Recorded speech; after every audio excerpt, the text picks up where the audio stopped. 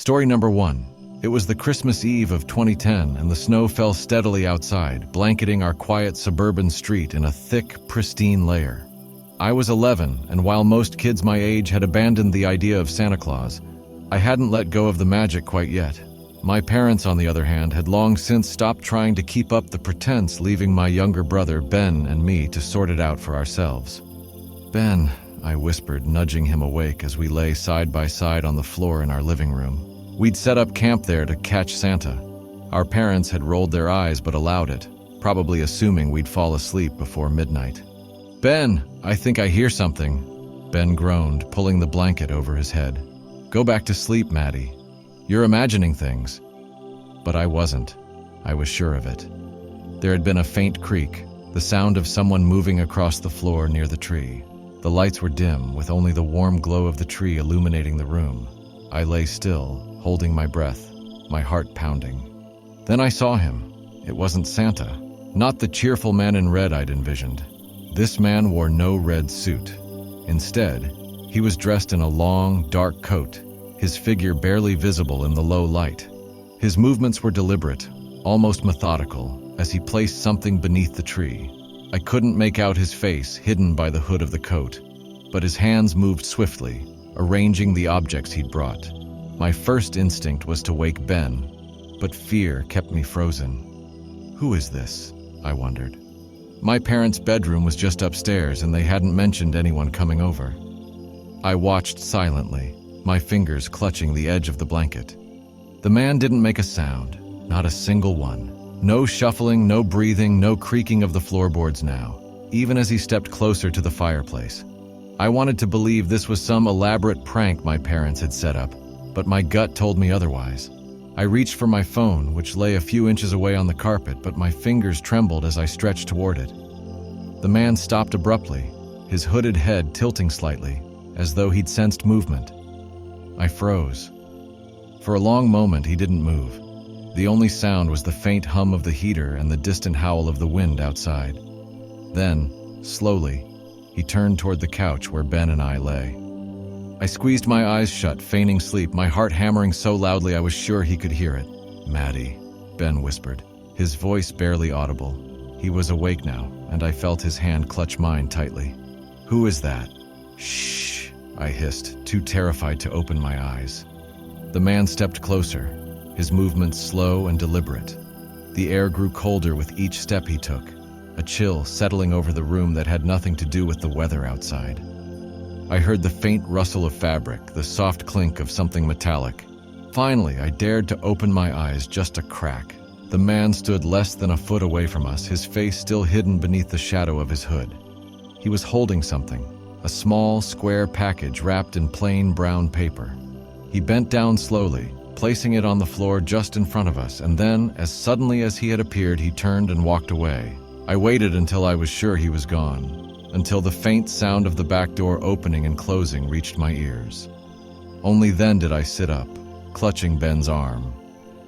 "What was that?" Ben asked, his voice trembling. I didn't answer. My eyes were locked on the package he'd left behind. The package sat there, unassuming in its plain brown paper, its presence heavier than it had any right to be. The faint chill that had filled the room lingered, making the hairs on my arms stand up. Ben and I stared at it, neither of us moving, as if touching it might awaken something. "What do you think it is?" Ben finally whispered, his voice cracking under the weight of fear. I shook my head, unable to speak. The package wasn't large, small enough to fit in one hand, but it seemed out of place, like it didn't belong in our warm, festive living room. Ben's curiosity got the better of him. He leaned forward, his fingers trembling as he reached for the package. "Don't," I hissed, grabbing his arm. "We don't know what it is. It's just a present, Maddie," he said, though his voice wavered. Maybe it's from him." "You mean Santa?" I asked, incredulous. "That wasn't Santa, Ben." He hesitated but didn't pull his hand back. "Then who was it?" I didn't have an answer, and the uncertainty was worse than anything else. Finally, Ben picked up the package, holding it gingerly as though it might explode. There was no tag, no writing of any kind, just the rough texture of the paper and the thin twine tied around it. "Open it," I said, surprising even myself. Ben gave me a nervous look but began untying the twine. I held my breath as he peeled back the paper, revealing a small wooden box. It was intricately carved with patterns that looked like twisting vines, but something about it felt wrong.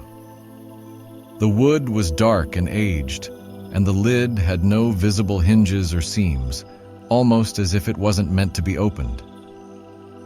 "What is it?" Ben asked, holding it up to the light. "I don't know," I said, leaning closer. "Be careful." As if on cue, the room seemed to grow colder again. A faint, almost imperceptible hum filled the air, like the low drone of a distant machine. Ben and I exchanged a nervous glance. "Do you hear that?" he asked. I nodded. "Put it down, Ben. Just put it back." But before he could, the lid of the box slid open with a soft click, though neither of us had touched it. We both jumped, and Ben nearly dropped it. Inside, nestled in black velvet, was a small silver key. "What's this for?" Ben asked, his voice barely above a whisper. "I don't know," I said, my mind racing. The key looked old, its surface tarnished, but its purpose was a mystery. Then we heard it, a faint knock. It came from the back door, the one that led out to the yard. 3 sharp, deliberate raps that echoed through the house. Ben and I froze. The man was back. The knocking came again. 3 deliberate, steady raps that felt more like a demand than a request. My breath hitched, and I grabbed Ben's arm, pulling him closer. Neither of us moved, too paralyzed by fear to do anything but listen. "Maddie," Ben whispered, his voice barely audible. "What if it's him?" I shook my head, staring toward the darkened hallway that led to the back door. "We can't answer it," I whispered back. "Just stay quiet." The knocking stopped. For a moment, the silence was so thick it felt suffocating. Then came the creak of the doorknob twisting. My heart sank. The back door was supposed to be locked, but I suddenly wasn't so sure anymore. Ben clutched the box tightly, his knuckles white, and I reached for my phone again. This time I managed to grab it, my fingers trembling as I fumbled to unlock the screen. "Maddie," Ben whispered again, his voice trembling. "What do we do?" "I'm calling Mom and Dad," I hissed, though I wasn't sure what good it would do. My parents were upstairs, fast asleep, oblivious to the growing dread in the living room below.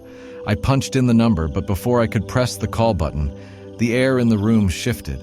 It wasn't just colder now, it felt wrong, like something was pressing down on us, stealing the oxygen from the air.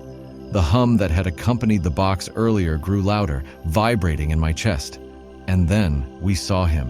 The man was standing in the doorway to the living room, his hooded head tilted slightly to the side as if studying us. I couldn't see his face, but I could feel his gaze. He wasn't holding anything this time, but his very presence felt heavy, oppressive. Ben whimpered beside me, clutching the box to his chest. The man took a step forward, his boots silent on the carpeted floor. "Stay back," I shouted, my voice cracking. The man didn't respond.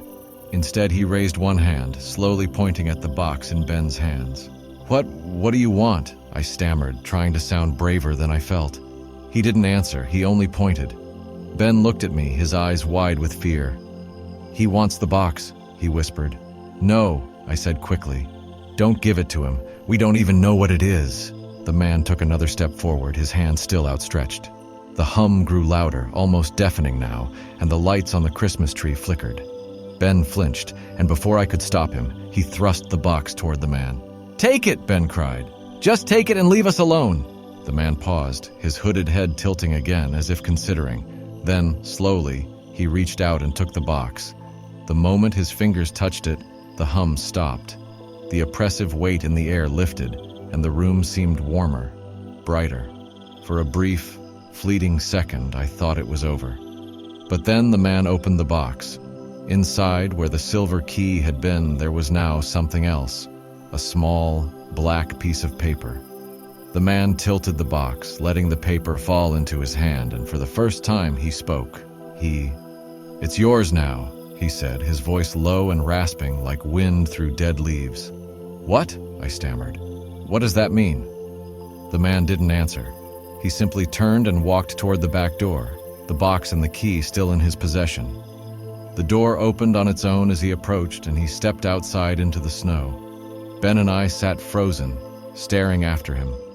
The black paper he had left behind lay on the floor where it had fallen, pulsing faintly with a dull red light. "What do we do?" Ben asked, his voice breaking. I didn't know how to answer. All I knew was that whatever had just happened, it wasn't over. For several moments, Ben and I sat in stunned silence, staring at the faintly glowing black paper on the floor. My body screamed at me to run, to leave the house entirely, but I couldn't bring myself to move. "Do you think he's coming back?" Ben whispered, his voice trembling. "I don't know," I replied, my eyes locked on the paper. It pulsed softly, the red light within its black surface growing brighter with each beat, like a living thing. "But I don't think it's safe to stay here." Ben nodded, but neither of us moved. Fear had rooted us in place. Eventually, I forced myself to stand, grabbing his arm and pulling him up with me. "We have to wake Mom and Dad." "What about that?" Ben asked, gesturing toward the paper. I hesitated. Every instinct told me to leave it alone, but something about it pulled at my curiosity, like a whisper I couldn't quite hear. Against my better judgment, I grabbed a napkin from the coffee table and carefully picked it up, avoiding direct contact. As soon as I touched it, the pulsing stopped and the red light faded. The paper felt cold through the napkin, heavier than it looked. I stuffed it into my pocket, ignoring the uneasy feeling crawling up my spine. Ben and I crept upstairs, every creak of the floorboards sounding like thunder in the silence. We reached my parents' room and pushed the door open. "Mom? Dad?" I called softly, but there was no response. "Maybe they're asleep," Ben whispered, stepping closer to the bed. I followed, my heart sinking as I shook my mom's shoulder. "Mom, wake up," I said, louder this time. Still nothing. I turned on the bedside lamp, the yellow light revealing their faces. They lay there, eyes closed, their expressions unnaturally peaceful. Too peaceful. "Mom?" I said again, panic rising in my throat. "Dad?" Ben was already backing away, his face pale. "Maddie, they're not breathing." I felt my chest tighten, the room spinning around me. This couldn't be real. I reached out to check their pulses, but there was nothing. No movement, no warmth, just the cold, still weight of their bodies. "We have to call someone," I said, my voice shaking. Ben nodded, tears streaming down his face, but before we could move, the lights flickered, the hum was back. "No," I whispered, gripping Ben's arm. "He's not gone." The sound grew louder, vibrating through the house, and the black paper in my pocket began to heat up. I pulled it out, the edges glowing faintly again, and a single word appeared in blood-red letters. "Oath." "What does it mean?" Ben asked, his voice barely audible. Before I could answer, the paper crumbled to ash in my hands, the glowing remnants falling to the floor. The hum stopped abruptly, leaving an eerie silence in its wake. And then we heard it. Footsteps. Coming from downstairs. "Hide," I whispered, pulling Ben into the closet. We crouched together, the darkness pressing in around us. I could hear Ben's ragged breathing, could feel my own heart pounding in my chest as the footsteps grew closer. The door to the bedroom creaked open. Ben whimpered, and I clapped a hand over his mouth. Tears blurred my vision, but I forced myself to stay quiet, praying whoever, or whatever, was out there wouldn't find us. The footsteps stopped just outside the closet door. A long, agonizing moment passed. Then, slowly, the door began to creak open. A figure loomed above us, its face hidden by shadow. It didn't speak, didn't move, just stood there, as if waiting. And then, in a voice that sent chills down my spine, it said, "It's yours now." The world around me went black. Story number 2. It was one of those bleak, bitter December nights when the city feels alive in all the wrong ways. You know the kind. The streets frozen over with a dull sheen of ice, headlights piercing through thick, soupy fog, and everyone outside moving like ghosts, bundled up and heads down. I wasn't even supposed to be out, but when Jess called me to say the group was meeting up, I caved. One drink, I told myself. Just one. The meetup point was an old warehouse on the edge of town. It was one of those forgotten relics tucked between crumbling factories and an abandoned rail yard. Jess had found it weeks ago, bragging about how it was perfect for us. What she meant was, it was far enough off the grid that no one would bother us. I got there late, biking over slick streets that seemed to stretch forever. The air smelled sharp, like rust and damp concrete.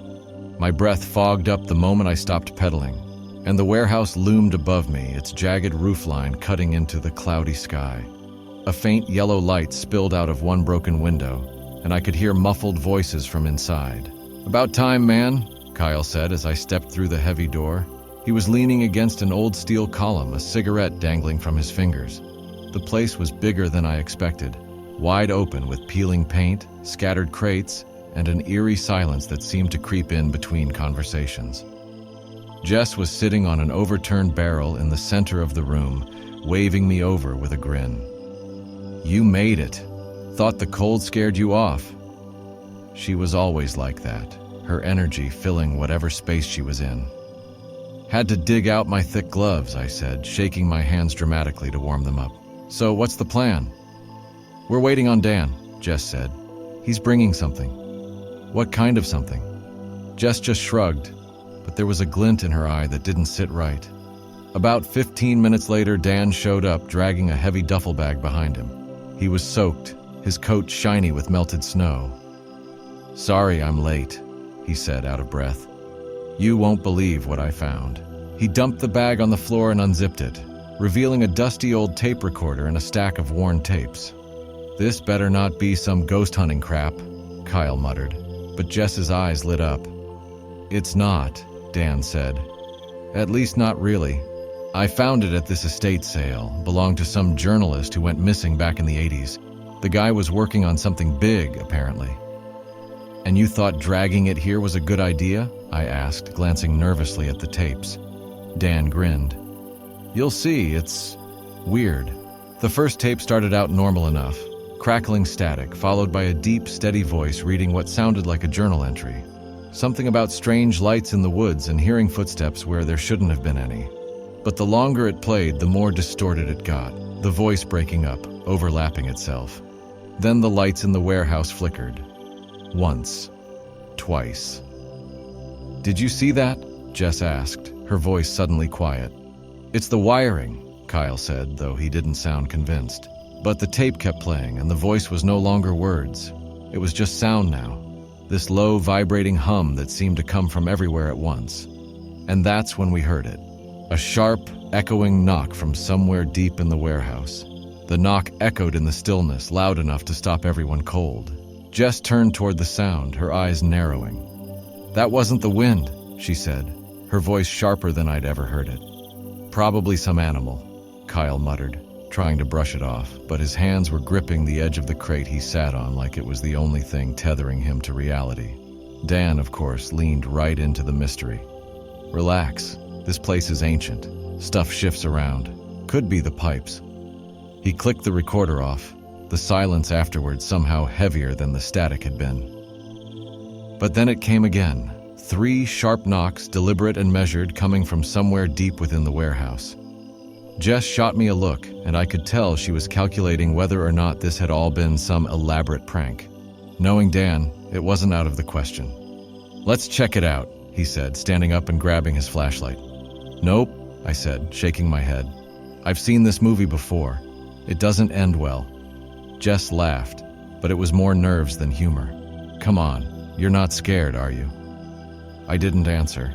The truth was, I didn't want to go deeper into that building, but there was no way I was letting them call me a coward. "Fine," I said, "but if this is one of Dan's setups, I'm out."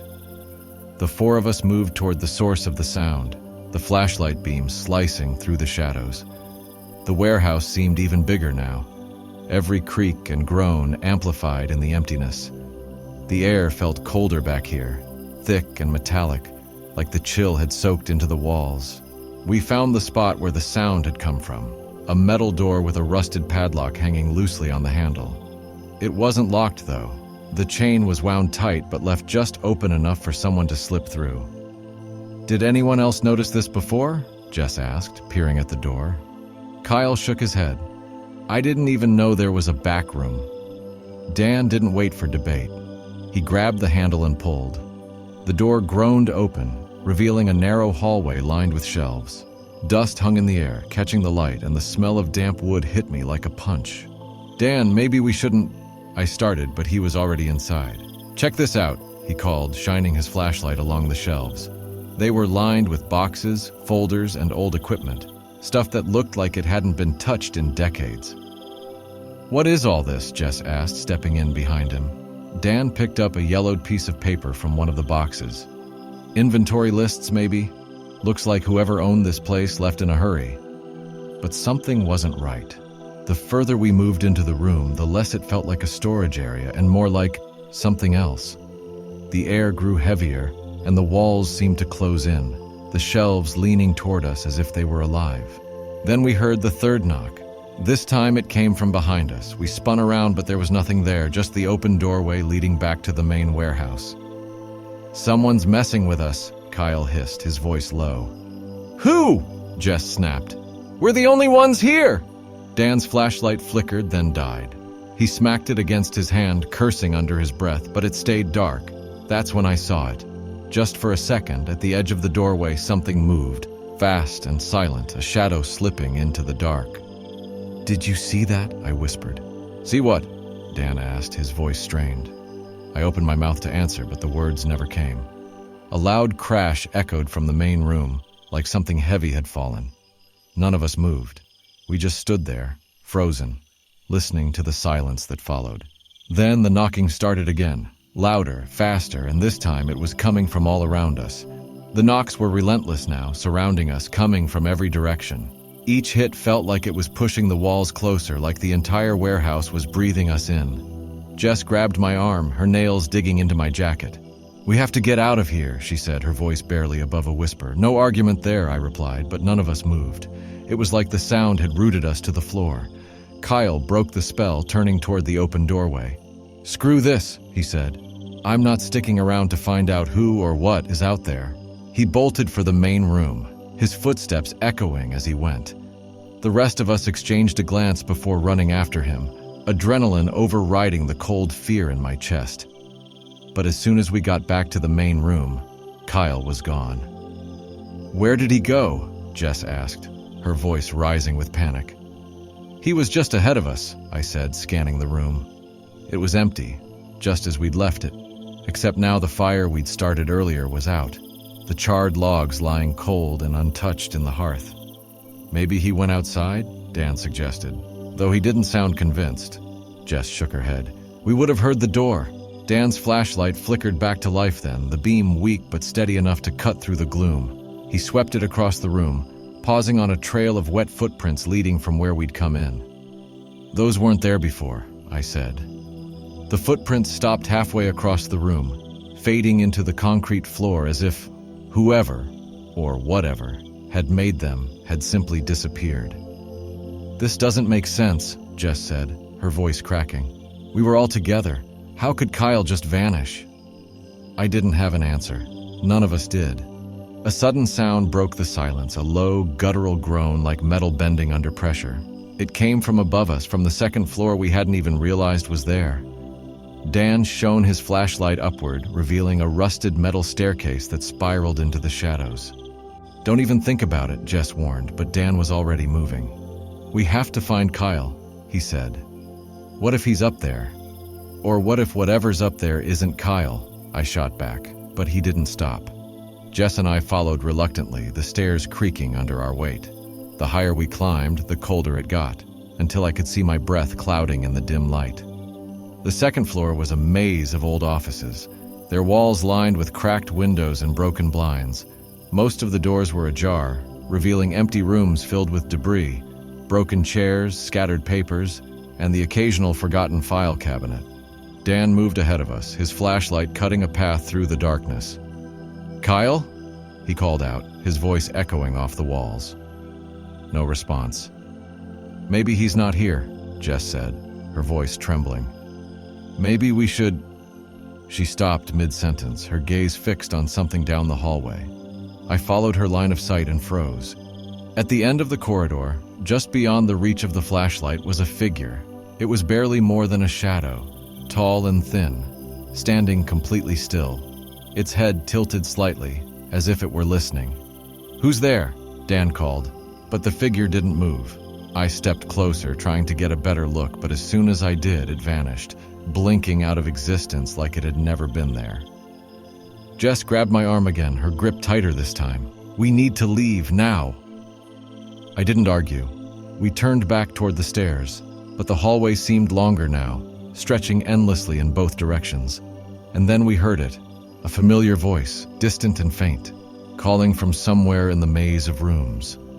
It was Kyle. "Kyle!" Jess shouted, her voice trembling as it echoed through the cold, dilapidated building. A faint reply came back. "Help! That's him!" Dan said, rushing toward the sound. "Wait!" I shouted, but he didn't stop. Something about the way Kyle's voice echoed didn't feel right. It was too close, too sudden. Jess followed Dan, and I had no choice but to run after them. After turning several corners, we saw him. Kyle was slumped against a wall, his face pale, clothes dirty, and his hands trembling. "Kyle!" Jess cried, kneeling beside him. He looked up at us, his eyes wide with fear. I got lost. I thought I heard you, but..." His voice broke and his gaze darted toward the dark hallway behind us. "But what?" Dan pressed, scanning the empty corridor. Kyle swallowed hard. "Someone's in here, following me. I saw him." My stomach churned. The building was supposed to be abandoned, yet Kyle's fear wasn't something we could ignore. A loud crash echoed down the hall, and we all froze. "What was that?" Jess whispered, her flashlight shaking in her hand. "Probably an animal," Dan said, though his voice was unconvincing. "No animal makes footsteps like that," Kyle muttered. We needed to leave. The four of us started back the way we'd come, moving quickly through the maze of hallways. But the building felt different now, twisting and endless. Every turn seemed to lead us further into its depths. The sound of footsteps echoed behind us, slow and deliberate. "Do you hear that?" Jess asked, gripping Kyle's arm. "I hear it," I muttered, my heart pounding. "Let's move," Dan said, his tone urgent. We broke into a jog, the footsteps behind us quickening to match. A faint clatter of metal echoed in the distance. My flashlight beam caught rusted pipes and piles of broken glass, but no sign of who or what was following us. "Here!" Jess pointed to a room with an old ladder leading up to a shattered skylight. Dan climbed first, then Jess. I helped Kyle to the ladder, urging him to climb as fast as he could. The footsteps were closer now, echoing loudly in the narrow hallway. My flashlight flickered as I climbed, and for a brief moment I thought I saw movement in the shadows. We scrambled through the skylight and onto the roof. The freezing wind hit us hard, but we didn't stop. Below, the warehouse loomed silent and dark. "Where's the fire escape?" Jess asked, her voice panicked. "There." Dan pointed to the far side of the roof. We ran toward it, our breaths visible in the cold air. As we reached the fire escape, I glanced back and froze. A figure stood at the edge of the roof, barely visible in the moonlight. It was a man, broad-shouldered and wearing a dark coat. He didn't move or speak, just stood there, watching us. "What does he want?" Jess whispered. "Let's not find out," I said, helping Kyle onto the fire escape. We climbed down quickly, the metal icy beneath our hands. When we reached the ground, we didn't stop running until we were far from the warehouse. Only then did we turn around. The figure was gone. The warehouse loomed in the distance, its shattered windows dark and empty. "Who was that?" Jess asked, her voice shaking. "I don't know," I said, my breath ragged, "but we're not going back." Kyle didn't speak the rest of the way home, but the fear in his eyes told me everything I needed to know. Whoever, or whatever, was in that building wasn't just watching. It had been waiting, and I couldn't shake the feeling that we barely made it out. I wasn't planning on encountering the kind of fear that carves itself into the soul when I left my house that Christmas Eve. My only intention was to step away from the suffocating warmth of the fireplace, the ceaseless clamor of distant Christmas carols, and the endless string of festive responsibilities. Just a quick walk, I told myself, pulling on my heavy coat. The streets were silent, the snow falling in thick flakes that muted the world around me. My wife, Clara, had drifted to sleep an hour ago, exhausted from hosting our annual holiday gathering. As much as I adored her, and I did with every fiber of my being, She didn't understand my need for solitude, the kind of quiet that feels like breathing for the first time after being underwater too long. I glanced back at the house before stepping into the night, the warm glow of our Christmas lights a stark contrast to the dark stretch of the street ahead. This wasn't just about escaping the noise, it was about forgetting, even briefly, the weight of everything. The job I hated, the bills piling up, the growing feeling that the man I was becoming was someone I didn't recognize. The air was sharp and biting, the kind of cold that seeps into your bones no matter how many layers you wear. My boots crunched on the snow-covered sidewalk, the sound strangely loud in the stillness. The occasional flicker of Christmas lights from the houses I passed only made the darkness between them seem deeper. I walked with no destination in mind, just following the pull of the silence. Half a block later, I heard the faintest sound, a rhythmic scraping like metal against pavement. I stopped, my breath visible in the frosty air, and scanned the street. Nothing. It was probably just a branch dragging in the wind, I told myself. Still, unease began to creep in, slow and unwelcome like the first touch of frostbite. "Get a grip," I muttered, resuming my pace, but the sound followed, louder this time. Scrape, scrape, scrape. I stopped again, spinning around. "Hello?" My voice sounded smaller than I intended, swallowed by the night. No response. Just the silence of empty streets and the faint whisper of the wind through the trees. That's when I saw it. At first, it was just a shadow at the edge of the streetlight, barely noticeable but unmistakably human. A man, or maybe just a trick of the light, stood at the corner, his posture unnervingly still. He was holding something long and thin, maybe a walking stick or a crowbar. My gut tightened and every instinct screamed at me to turn around and head home. But pride, foolish and stubborn, kept me rooted. "What do you want?" I called out, trying to sound braver than I felt. No answer. The figure didn't move. He just stood there, watching, or maybe waiting. I took a step back, my breath quickening. "Listen, I don't want any trouble," I said, my voice trembling. The man tilted his head, a small, deliberate motion that made my blood run cold. Then, as if on cue, the streetlight above him flickered and went out, plunging him into darkness. Panic surged through me. I turned and began walking back the way I came, faster now, my boots slipping slightly on the icy sidewalk. Behind me, the sound came again. Scrape, scrape, scrape, closer than before. I didn't dare look back. By the time I reached my house, my chest was heaving, my breath visible in short, frantic bursts. I fumbled with my keys, my hands trembling as I unlocked the door. Slamming it shut behind me, I locked it, bolted it, and leaned against it, heart pounding. The warm glow of the Christmas lights inside felt suffocating now, the festive cheer mocking my fear. I peeked through the window, my hand shaking as I pulled the curtain aside. The street was empty. No shadow, no figure, no sound, just the snow falling quietly, erasing any trace of footsteps. My mind raced with questions I didn't want answers to. But deep down, I knew one thing for certain. Something or someone was out there, and it wasn't finished with me yet. I spent the next few minutes pacing the living room, glancing at the locked door every few steps. The scrape of my boots still echoed in my ears, mingled with the haunting rhythm of that sound. I kept telling myself it was nothing, a drunk stumbling home or a restless teenager playing pranks. But deep down, I knew better. I turned off the Christmas lights. The house felt less vulnerable, cloaked in darkness, as though the absence of light could make me invisible. I stood by the window again, watching the street. Nothing moved. Still, the unease lingered, curling around me like the cold wind outside. Clara's voice startled me. "Why are you pacing?" she asked, her voice heavy with sleep. She stood at the foot of the stairs, wrapped in her robe, her hair tousled. "I just couldn't sleep," I lied, my words stumbling over themselves. She frowned, stepping closer. "You look like you've seen a ghost." "Not a ghost," I muttered. Her expression hardened, and I knew she wouldn't let it go. "There was someone outside," I admitted. "Probably nothing, but it was strange." Her eyes widened slightly, concern softening her features. "Should we call the police?" "No," I said quickly, shaking my head. "It's Christmas Eve. I'm sure it's nothing. The last thing I wanted was a patrol car outside, making me look paranoid in front of the neighbors. She hesitated but nodded, trusting me.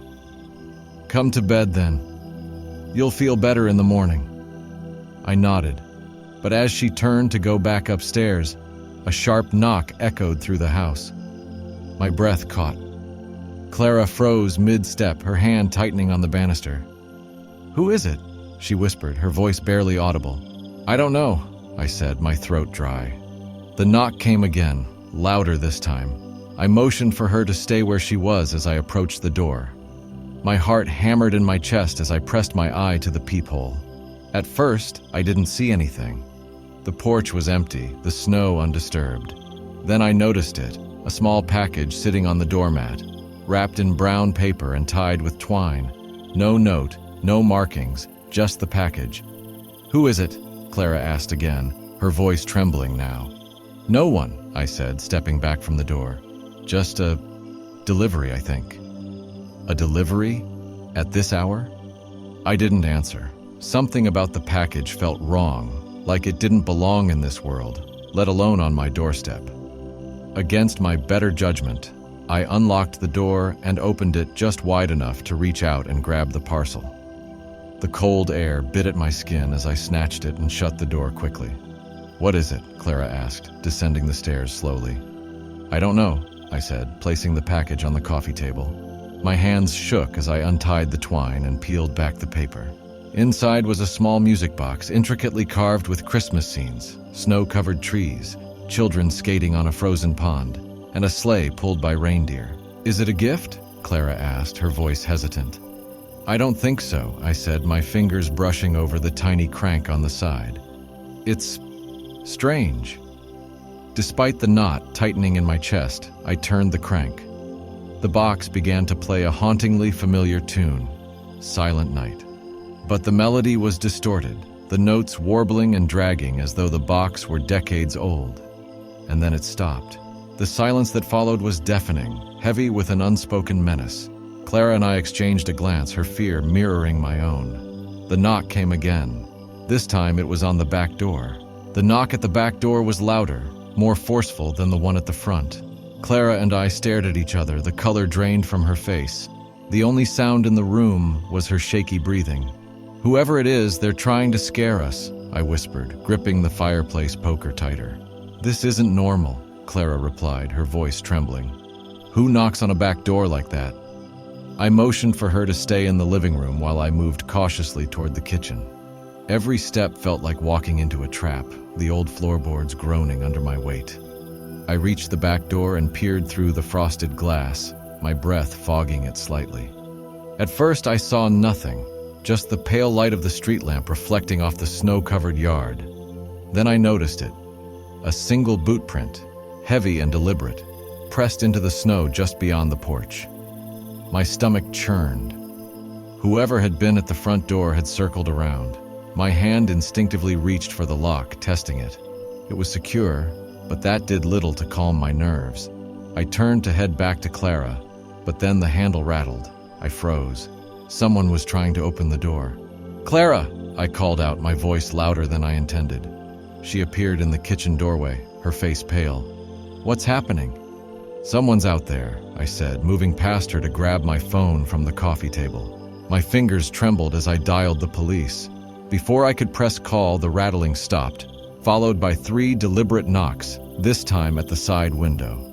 We both turned toward the sound. Clara gasped. A shadow moved just outside the glass, quick and deliberate, like someone ducking out of sight. Stay here, I ordered, but Clara grabbed my arm. Don't you dare go out there, she said, her voice firm despite the fear in her eyes. I hesitated, torn between wanting to confront whoever was doing this and keeping Clara safe.